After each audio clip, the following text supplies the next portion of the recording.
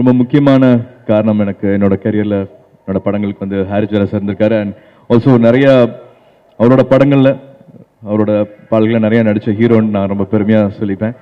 இவங்க ரெண்டு பேரும் கூட்டணி இந்த படத்தில் பார்க்குறக்கு எனக்கு ரொம்ப சந்தோஷமாக இருக்குது. உதய் அவர்களுக்கும் ஹாரி ஜெயராஜ் சாரோட டீம் இப்போ பார்க்குறக்கு ரொம்ப சந்தோஷமாக இருக்குது. ஹாய் பாலு சார், எனக்கு பிதாமகனில் அவரோட ஒர்க் பண்ண ஞாபகங்கள் என்னால் மறக்கவே முடியாது. கண்மணின்னு பேசிப்போம், அது இன்னொரு தனி கதை இருக்குது. அவர் முதல் நாள் ஷூட்டிங்கில் நடந்திருக்கிற விஷயங்கள்லேருந்து என்கிட்ட அடிக்கடி சொல்லிகிட்டே இருப்பார். அவ்வளோ பாசிட்டிவ் வைப். அவர் மட்டும் இல்லாமல் டைரக்டர் சொன்னது மட்டும் இல்லாமல் அங்கே யூனிட்டில் இருக்கிற லைட்மேன்ஸும் வந்து இந்த விஷயங்கள் பேசிகிட்டு இருந்தாங்க. ரொம்ப ஜாலியாக பண்ணுறாரு. கோதண்டன் மேக்கப் கோதண்டன் இருக்கார், அவரும் சொல்லிட்டு இருந்தார். அவரெல்லாம் வந்து எங்கள் அப்பாவுக்கு முன்னாடி இருந்து எல்லாருமே பார்த்த ஒரு அவ்வளோ ஆக்டர்ஸை பார்த்துருக்காங்க, அந்த டெக்னீஷியன்ஸ் எல்லாருமே. அவங்க கிட்ட இருந்து ஒரு நல்ல வார்த்தை, அவங்க வாயிலிருந்து நல்ல வார்த்தை வர்றது வந்து ரொம்ப பெரிய விஷயம். அது மாதிரி லைட்மேன்ஸ்லேருந்து மேக்கப் ஆர்டிஸ்ட்லேருந்து எல்லாருமே யதார்த்தமாக பண்ணுறாரு சார் அப்படிங்கிற வார்த்தை மட்டும் சொல்லிகிட்டே இருந்தாங்க. ரொம்ப சந்தோஷமாக இருந்தது அந்த மாதிரியான வார்த்தைகள் கேட்கறதுக்கு. கெமிஸ்ட்ரி ரொம்பவே நல்லா இருந்தது. ஹன்சிகா கூடயும் சரி, சந்தானம் கூடயும் சரி. யதார்த்தமாக பண்ணுறதுங்கிறது வந்து ஒரு பெரிய சேலஞ்ச். எனக்கு திரும்பி அப்படியே ஃப்ளாஷ்பேக் பின்னாடி போயிடுச்சு, 97 போயிடுச்சு. யதார்த்தமாக பண்ணுறது வந்து ரொம்ப சேலஞ்சான விஷயம்ன்ட்டு நான் சொல்லுவேன். எனக்கு பயமாகவும் இருக்குது, சந்தேகமாகவும் இருக்குது, என்னால் இந்த மாதிரி யதார்த்தமாக பண்ண முடியுமா அப்படின்ட்டு. ராஜேஷோட படங்கள் தேட்டரில் பார்த்துருக்கேன். அந்த ஆரம்பிச்சதுலேருந்து கடைசி வரைக்கும் அவ்வளோ கிளாப்ஸ் வாங்குறது வந்து சாதாரண விஷயம் கிடையாது. ஒரு படத்தில் கமர்ஷியல் ஃபிலிம்ஸ் பண்ணுறது ரொம்ப கஷ்டம். இந்த மாதிரி லைட் ஹார்ட்டடாக என்டர்டெய்னிங்காக ரொம்ப ஜாலியான படங்கள் பண்ணுறது இன்னும் அதை விட கஷ்டம். அது கன்சிக்யூட்டிவாக பண்ணிட்டு இருக்காரு. அந்த எனர்ஜி இப்போ எல்லாருமே ஸ்டேஜில் விட்னஸ் பண்ணோம். மொத்த யூனிட்டும் பேசுகிற விஷயங்கள், நம்மகிட்ட ஷேர் பண்ண விஷயங்கள்லேருந்தே வந்து நம்ம அதை விட்னஸ் பண்ணோம். ஸோ ராஜேஷ் கூட நான் படம் பண்ண முடியுமா எனக்கு பயமாக இருக்குது. சிம்பிளாக யதார்த்தமாக பண்ணுற விஷயங்கள் வந்து நான் திரும்பி சொல்கிறேன். நிஜமாவே நான் நினைக்கிற விஷயங்கள் நான் வந்து உங்ககிட்ட சொல்கிறேன். ஹீரோ கிட்ட வரணும். எல்லாருமே சொல்லிட்டாங்க சிம்பிளான ஆள் நண்பர் அப்படிங்கிறது. அது நிச்சயம் உண்மை. ஒரு சினிமா இண்டஸ்ட்ரினா வந்து அத்தனை வேலையும் செய்கிறது, மேக்ஸிமம் கஷ்டப்படுறது வந்து அசிஸ்டன்ட் டைரக்டர்ஸ்னு எல்லாருக்குமே தெரியும். எல்லாருமே இந்த மாதிரி ஃபங்க்ஷனில் ஷேர் பண்ணியிருப்பாங்க அவங்களோட எவ்வளோ ஒர்க் பண்ணிட்டு இருக்காங்கன்ட்டு. கிட்டத்தட்ட அந்த ஒர்க் பண்ணுறதை நான் வந்து உதவிகிட்ட பார்த்துருக்கேன். 7ஆம் அறிவு படத்துக்கு குறிப்பாக வந்து நைட்டு 1 மணிலேருந்து டிசைனர்ஸ் கிட்ட ஃபாலோ பண்ணுறதுலேருந்து அசிஸ்டன்ட் டைரக்டர்கிட்ட ஃபாலோ பண்ணுறதுலேருந்து அவ்வளோ விஷயங்கள் வந்து உதவி பண்ணுறதை பார்த்துருக்கேன். அவ்வளோ குட்னஸ், அவ்வளோ அந்த நல்ல மனசு, நல்ல ஹியூமன் பீயிங்காக இருக்கிறது எல்லாமே வந்து நிச்சயமாக காணாமல் போயிடாது. அது எல்லாமே வந்து ஸ்க்ரீனில் ட்ரான்ஸ்ஃபர் ஆகும். ஒரு ஒரு ஒரு பர்சன் வந்து ஒரு 60% 70% என்ன இருக்கிறாரோ அது நிச்சயமாக ஸ்க்ரீனில் அப்படியே தெரியும். ஒரு 30% கதைக்காக ஆக்டராக மாறலாம், சில விஷயங்கள் பண்ணலாம். பட் யதார்த்தமாக என்ன மனசில் இருக்கோ, என்னவா இருக்குமோ அது ஸ்க்ரீனில் நிச்சயமாக வந்து ட்ரான்ஸ்ஃபர் ஆகும். அந்த விஷயம் நிச்சயமாக இந்த படத்தில் வந்து பதியும்.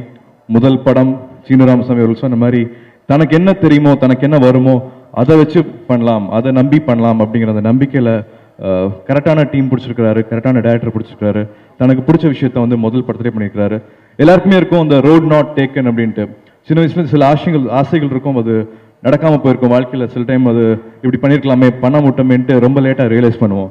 அப்படி இல்லாமல் சின்ன வயசுலேருந்து இந்த ஆசையை நிறைவேற்றியிருக்கிறாரு. எனக்கு 97 நான் சினிமாவில் வசந்த் சார் சொன்னது ஞாபகம் இருக்குது.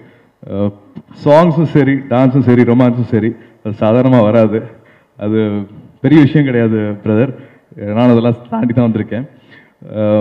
97 நான் நேருக்கு நேரில் அறிமுகமாகி படம் தேட்டரில் ஸ்க்ரீன்லாம் வரதுக்கு முன்னாடியே தானு சார் ஒரு பேப்பர் ஆட் கொடுத்தாரு எனக்கு. நான் அதுக்கு முன்னாடி அவரை பார்த்ததும் கூட இல்லை, பெரிய பழக்கம் கூட இல்லை. சூர்யாவோட வரவு நல்வரவாக்கு அப்படின்ட்டு திடீர்னு ஒரு பேப்பர் ஆடு வந்தது. அதுக்கு எனக்கு இன்னும் ஞாபகம் இருக்குது. அது மாதிரி உதயோட வரவு நல்வரவாக இருக்கணும், நீண்ட பயணம் போகணும். இது ரொம்ப முக்கியமான இடம். எந்த வேலை செஞ்சாலும் வந்து அதுக்கு ஒரு சன்மானம் கிடைக்கும், ஒரு பாராட்டு கிடைக்கும். பட் இந்த தொழிலில் மட்டும் நம்ம ஏற்றுக்கப்படுவோம், நம்ம ரொம்ப பிடிச்சவங்களாக மாறிடுவோம். இது ரொம்ப முக்கியமான இடம். அது உணர்ற உதய் அவரோட பெஸ்ட்டை கொடுத்துட்டே இருப்பார் நான் நம்புகிறேன். இந்த படம் எல்லா பாசிட்டிவ் எனர்ஜியோட மறுபடியும் ஒரு பெரிய வெற்றி படமாக அமையணும்னு நான் வேண்டிக்கிறேன். தேங்க்யூ. சூர்யா சாருக்கு தேங்க்ஸ் சொல்லிக்கணும்னு ஆசைப்பட்றேன். ஏன்னா வந்து அவர் மாற்றான் ஷூட்டிங்கில் இருந்தார். ஸோ இந்த ஃபங்க்ஷனுக்காக வந்து இவ்வளோ தூரம் வந்து கலந்துக்கிட்டதுக்கு உண்மையிலேயே ரொம்ப சந்தோஷமாக இருக்குது. ரொம்ப தேங்க்ஸ். என்னோட ஃபஸ்ட்டு படம் அவர் தான் வந்து சீஃப் கெஸ்ட்டாக வந்தார். 2வது படமும் அவர் தான் வந்திருக்காரு. இந்த படமும் அவர் தான் வந்திருக்காரு. அடுத்த படம் அவர் வந்து தான் ஆகணும். ஏன்னா வந்து கார்த்தி சாரோட அடுத்த ஆலினால் அழகராஜான்னு படம் பண்ணுறேன். ஸோ அந்த படத்துக்கும் அவர் வந்து தான் ஆகணும். உதயநிதி என்ற ஒரு நபரை முதல்ல நான் வந்து ஒரு 6 வருஷத்துக்கு முன்னாடி அவரை நான் பார்க்கல. ஆனால் அவருடைய பேர் இம்பேக்ட் வந்து வீட்டில் ரொம்ப பெருசாக இருந்தது. எப்படின்னா அவர் 6 வருஷத்துக்கு முன்னாடி ஒரு வீட்டு நிகழ்ச்சி நல்ல காரியத்துக்காக எங்கள் வீட்டுக்கு பத்திரிக்கை கொடுக்க வந்திருக்காரு. அப்போ நான் வீட்டில் இல்லை.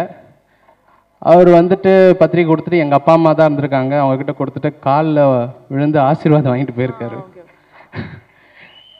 அன்றைக்கி சாயங்காலம் நான் வந்த வீட்டுக்கு வரும்போது எங்கள் அப்பா அம்மாலாம் மூஞ்சி தூக்கி வச்சுருந்தாங்க, ஒரு மாதிரி இருந்தாங்க. என்னென்ன விசாரிக்கும்போது இந்த மாதிரி அவ்வளோ பெரிய குடும்பத்தில் இருக்கிறவர் வந்திருக்காரு, பத்திரிக்கை கொடுத்து எங்கள் அம்மா காலில் விழுந்திருக்காரு. எங்கள் அம்மா உடனே கேட்குறாங்க, டேய் நீ என்னைக்காவது ஒரு நாள் என் காலில் விழுந்துருவியான்னு கேட்டாங்க. அப்போ தான் முதல்ல யார் இப்போ அது இவருன்னோட இவரை உடனே அந்த நிகழ்ச்சியில் போய் தான், அந்த திருமண நிகழ்ச்சியில் போய் தான் அவரை நான் பார்த்தேன். ஸோ அந்த அளவுக்கு உண்மையானுமே ரொம்ப அடக்கமானவர், பெரியவர்களுக்கு ரொம்ப மரியாதை கொடுக்குறவர். ஸோ இவருடைய கம்பெனியில் நான் 3 படம் பண்ணது ரொம்ப சந்தோஷமாக பெருமை கிடைக்கிறேன். ஸோ ஆதவன் படத்தில் ஆரம்பித்து அப்புறம் 7ஆம் அறிவு, இப்போது ஒரு கல் ஒரு கண்ணாடி, இது நடுவில் என்னுடைய படம் கோன்ற படத்தையும் அவங்க தான் வெளியிட்டாங்க. ஸோ அதற்கு முதல்ல ரெட் ஜெயண்ட்டுக்கு என்னுடைய நன்றியை தெரிவிச்சுக்கிறேன். 2வது ராஜேஷ், இயக்குனர் ராஜேஷ், அவருடைய முதல் படம் சிவா மனசில் சக்தின்ற படத்தை நான் பார்க்கும்போதே லைக் என்ன இந்த மாதிரி ஒரு ஒரு ஒரு அது என்ன ஜானர்னே சொல்ல முடியல. ஏன்னா அதுக்கு முன்னாடி அந்த மாதிரி டைப்பில் எந்த படமும் தமிழில் வந்ததில்லை, எனக்கு தெரிஞ்சு ஹாலிவுட்டில் கூட வந்ததில்லை. ஒரு காமெடி ஆக்ஷன் த்ரில்லர் சொல்லிடலாம் லவ் ஒன்று. ஆனால் இது எந்த ஜானரில் இருக்குது, ஆனால் நம்மளை வந்து ஏதோ ஒரு ட்ரைவ் பண்ணிக்கிட்டே போச்சு. ஸோ அந்த டைமில் நான் அந்த படத்தை பார்த்த போது தான் அவர் இந்த படத்தை பற்றி என்கிட்ட வந்தார். ஸோ அப்போ அந்த 2வது படம் வரல, பாஸ்ங்கிற பாஸ்கரன். நான் உடனே வந்து கண்டிப்பாக நம்ம பண்ணலான்னு சொல்லிட்டேன். அப்போது அந்த பாஸ்ங்கிற பாஸ்கரன் இதே நிகழ்ச்சியில் இதே மேடையில் தான் நானும் சூர்யாவும் ஆடியோ லான்ச்சுக்கு வரும்போது தான் அந்த படத்துடைய ட்ரெய்லர்லாம் பார்க்கும்போது so he has a spark inside. So Rajesh வந்து கண்டிப்பாக அடுத்த ஒரு 5 வருஷம் கழித்து பார்க்கும்போது எல்லாம் ராஜேஷ் மாதிரி ஒரு ஸ்கிரிப்ட் இருக்கான்னு மற்ற இயக்குநர்கிட்ட கேட்குற அளவுக்கு ஒரு பெரிய டைரக்டர் வரப்போகிறாரு, அதில் எந்த சந்தேகமும் இல்லை. அண்டு இந்த படத்தோடைய ஸோ டீம் பாலசுப்ரமணியம் கேமரா, அப்புறம் முத்துக்குமார், நான் இவ்வளோ நிறைய பாடல்கள் அவரோட ஒர்க் பண்ணியிருந்தாலும் இந்த படத்தில் ஒரு 5 பாடல்கள் எழுதியிருக்காரு. குறிப்பாக 4 பாட்டு முடிஞ்சிருச்சு. 5வது பாட்டை நாங்கள் பண்ணும்போது நான் ஃபீல் பண்ணேன், ரொம்ப சுத்தமாக இருக்குது ஆடியோ ஆல்பமே கேட்குறதுக்கு, ரொம்ப சுத்தமாக இருக்குது, ஒரு அழுக்காக ஒரு பாட்டு பண்ணலாமே அப்படின்னு தான் இந்த வேணாம் மச்சான் வேணாம் இந்த பொண்ணுங்க காதல் இது மூடி திறக்கும் முன்னாடியே கவுக்கும் குவார்டர்னு ஒரு லைனை கொடுத்தாரு. ஸோ ரொம்ப நல்லா இருக்குது. ஸோ இந்த ஒரு பேலன்ஸ் நல்லா இருக்கணும்னு நம்ம பண்ணோம். கடைசியில் இந்த 5வது பாட்டு தான் எல்லாரும் ரொம்ப ரொம்ப தள்ளி வச்சுருக்காங்க. ஸோ இந்த டீமோட ஒர்க் பண்ணதுக்கு ரொம்ப சந்தோஷம். அப்புறம் உதயநிதி சொல்லவே தேவையில்லை. இந்த ட்ரெய்லர் பார்க்கும்போது நான் இந்த ட்ரெய்லர் ஒரு 10 முறை பார்த்தேன் இசையமைக்கிறதுக்கு முன்னாடியே. அப்போ படம் எவ்வளோ பெருசாக இருக்கும்னு உங்களுக்கே தெரிஞ்சுக்கலாம். ஸோ எல்லாம் வல்ல இறைவன் கிட்ட இந்த படம் மாபெரும் வெற்றியடைய நான் வேண்டிக் கொள்கிறேன். நன்றி. ரொம்ப ரொம்ப தேங்க்ஸ் சொல்லணும். ரொம்ப கடமைப்பட்டுருக்கேன் பாலு சார். ஏன்னா சிக்கன் பாக்ஸ் போட்டுருச்சு இந்த ஷூட்டிங் டைமில். அப்போ ஒரு 25 டேஸ் ஷூட்டிங் வர முடியாமல் இருந்தேன். ஃபுல்லாக பிளாக் ஆகிடுச்சு ஃபேஸ் ஃபுல்லாக. ஆனால் சிக்கன் பாக்ஸ் முடிஞ்ச உடனே நான் வந்து ஷூட்டிங்கே ஓகே தான். அப்போ பாலு சார் சொன்னேன், சார் இது மாதிரி மேக்கப் போட்டால் அது மாதிரி இருக்குது சார் அப்படின்னா. இல்லை நீங்கள் லைட்டாக போட்டுருங்க நான் பார்த்துக்கிறேன் அப்படின்னாரு. ஆனால் உண்மையிலேயே சொல்கிறேன் இப்படியெல்லாம் கூட எடுக்கலாம் அப்படின்ற ஒரு விஷயம் நான் படத்தில், ஏன்னா ஃபுல்லாக நாங்கள் பார்த்துட்டோம் படம், அப்போ தான் பார்த்தேன். எங்கேயுமே தெரியல அந்த பிளாக். இது இப்போது அது ஒரு என்ன சொல்கிறது ஒரு 6-7 மந்த் ஆயிடுச்சுனால இப்போ மறைஞ்சிருச்சு. பட் ரொம்ப தேங்க்யூ சார். அதே மாதிரி அவருக்கு கேமரா சாங் எடுக்கும்போது எடுத்துகிட்டே இருந்தார். நான் போய் அங்கே நின்று ரிஹர்சல் பார்த்தேன். வெளியே போங்க அங்கெல்லாம் வராதிங்க அப்படின்ட்டாரு. சார் இங்கே தான் சார் ரிஹர்சல் பார்க்க முடியுங்க தானே எடுக்க போகிறீங்கன்னா. இல்லை இது வேறு படம்னாரு. எனவே ஷாக் ஆச்சு. வேறு படம் என்ன சார் சொல்லுன்னு பார்த்தா உண்மையிலே வேறு படத்தை ஷார்ட் எடுத்துட்டுறாரு. இவங்களுடைய ப்ரொடக்ஷனில் நீர் பறவைன்னு ஒரு படம் போயிட்டு இருக்குது, அதுக்கு எடுத்துட்டுறாரு. ஸோ கொஞ்சம் ரொம்ப ஃபாஸ்ட்டாகவும் போவார். So thank you sir. இது பார்த்த படம் உண்மையிலே அவ்வளோ என்னையும் அழகாக காமிச்சிருக்கீங்க. தேங்க்யூ. எல்லாருக்கும் வணக்கம். இந்த இண்டஸ்ட்ரியில் எனக்கு நிறைய மகன்கள் இருக்காங்க. நிஜத்தில் 2 பெண் குழந்தைங்களுக்கு தாயாக இருந்தாலும் இண்டஸ்ட்ரியில் நிறைய மகன்கள் இருக்காங்க. எல்லா மகன்களோடையும் அம்மாவா நடிச்சு எனக்கு மகன் வேணுன்ற ஆசையே வந்துருச்சு. இனிமேல் பிறக்காது. அதனால எல்லா மகன்களும் எனக்கு எப்பவுமே மகனாகவே இருங்க. அந்த மகன் லிஸ்ட்ல இப்போ புதுசாக நல்லா அழகா ஒரு மகன் எனக்கு பிறந்திருக்கார். அந்த மகனுக்கு அம்மாவா என்னுடைய வாழ்த்துக்கள். ஆனா எனக்கு என்ன தோணுன்னா, இயக்குனர்கள் எல்லாம் நடிக்கும்போது எனக்கு ரொம்ப கோபம் வரும். ஏன்னா நல்ல இயக்குனர்கள் இவங்க வந்து நடிக்க போயிட்டா அப்புறம் நமக்கெல்லாம் யார் வேஷம் கொடுக்கறது அப்படின்னு ஒரு சங்கடம் வரும். அந்த இயக்குனர்கள்லாம் ரொம்ப நல்ல மூடில் நடிக்கணும்னு பேசிகிட்டு இருக்கும்போது நான் மட்டும் போய் நீங்கள் நடிக்காதீங்க சார், ப்ளீஸ் சார், நீங்கள் நடிச்சிங்கன்னா நாங்கள்லாம் யார் படத்தில் சார் நடிக்கிறதுன்னு போய் கேட்பேன். அந்த மாதிரி ஒரு நல்ல ப்ரொடியூசர் ஹீரோ ஆயிட்டாரு. அதனால ஹீரோஸ் எல்லாம் கொஞ்சம் ஜாக்கிரதையாக இருக்கணும். அப்புறம் முக்கியமான விஷயம் என்னன்னா, நல்ல ஜாலியாக ஒர்க் பண்ணவும் ஜாலியாக பார்க்கறதுக்கும் இருக்கிற ஒரு படத்தில் எனக்கு ஒரு வாய்ப்பளித்த ராஜேஷ் அவர்களுக்கு ரொம்ப ரொம்ப நன்றி. ஏன்னா இந்த மாதிரி வாய்ப்பு கிடைக்கிறதும் ரொம்ப கஷ்டம். சொன்ன மாதிரி எல்லாம் இமோஷனல் ரோல்ஸாக ப்ளே பண்ணும்போது ரொம்ப லைட் வெயினில் ரொம்ப ஜாலியாக ஒர்க் பண்ணேன். ஸோ எல்லாரும் நல்லா பார்த்து ரசிப்பீங்க, சிரிச்சுக்கிட்டே என்ஜாய் பண்ணுவீங்கன்றது கண்டிப்பாக உண்மை. இந்த படத்துடைய மொத்த டீமுக்கும் என்னுடைய வாழ்த்துக்கள். எங்கள் எல்லாருக்கும் இது ஒரு பெரிய சக்ஸஸாக அமையணும்னு இறைவனை பிரார்த்திக்கிறேன். நன்றி. இந்த படம் ஸ்டார்ட் பண்ணும்போது என் படம் ரிலீஸ் ஆகிருந்தது. இந்த டீம் ஃபுல்லாக வந்து சத்தியமில் வந்து என் படத்தை வந்து பார்த்துட்டு எனக்கு ஃபோன் பண்ணாங்க. எப்படி இந்த ஃபுல் டீம் சேர்ந்து போய் ஒரு படத்தை பார்க்குறாங்க அப்படின்னு நான் யோசித்தேன். அவங்க வந்து ஷூட்டிங்கில் ஒண்டி ஒரு டீமாக இல்லை, ஷூட்டிங் முடிஞ்ச அப்புறம் கூட ஈவினிங் ஒரு ஷூட்டிங் பண்ணாத சமயத்தில் கூட ஒரு பெரிய க்ளோஸ் நெட் டீமாக இருந்திருக்காங்க.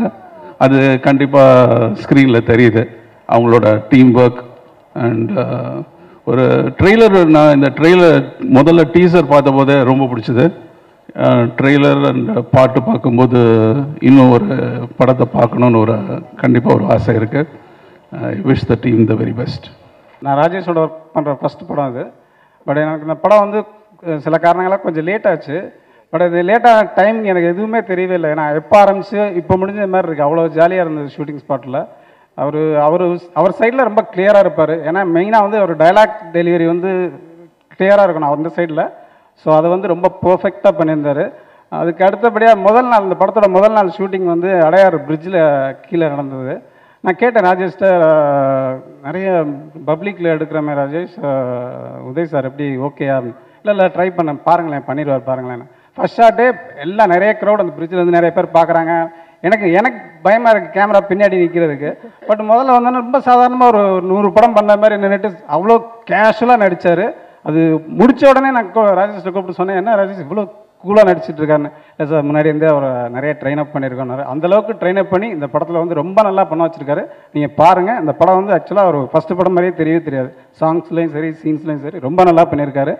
ப்ளஸ் இந்த படத்துக்கு வந்து நாங்கள் கேட்குறதுக்கெல்லாம் சிரிச்சு கொடுக்குறதுக்கு, நாங்கள் என்ன கேட்டாலும் கொடுக்குறதுக்கு செண்பகமூர்த்தி சார் வந்து ரூமில் உட்காந்து எதை கேட்டாலும் சரி சிரிச்சுட்டே ஓகேன்னு அது சொல்லிகிட்டே இருப்பார். அந்தளவுக்கு எங்களுக்கு ரொம்ப கோஆப்ரேட் பண்ணி எல்லாம் பண்ணி கொடுத்தாங்க. படம் நல்லா வந்திருக்கு, பாருங்கள். தேங்க்ஸ். நான் ஒரு 3 பேரோட ஃபேனு. முதல்ல வந்து நான் டைரக்டர் ராஜேஷோட ஃபேன் சொல்லலாம். அவருடைய முதல் படத்துல இருந்து அவரோட டைமிங், எஸ்பெஷலி டைலாக் சைடில் வந்து அவரை அடிச்சிக்கவே முடியாது. ரொம்ப எக்ஸ்ட்ரானரியாக இருக்குது. எனக்கு தெரியும், அப்பப்போ அப்டேட் பண்ணுவாங்க பாலு மூலியமாக. ஐ திங்க் இதுலேயும் ரொம்ப நல்லா வந்திருக்கு.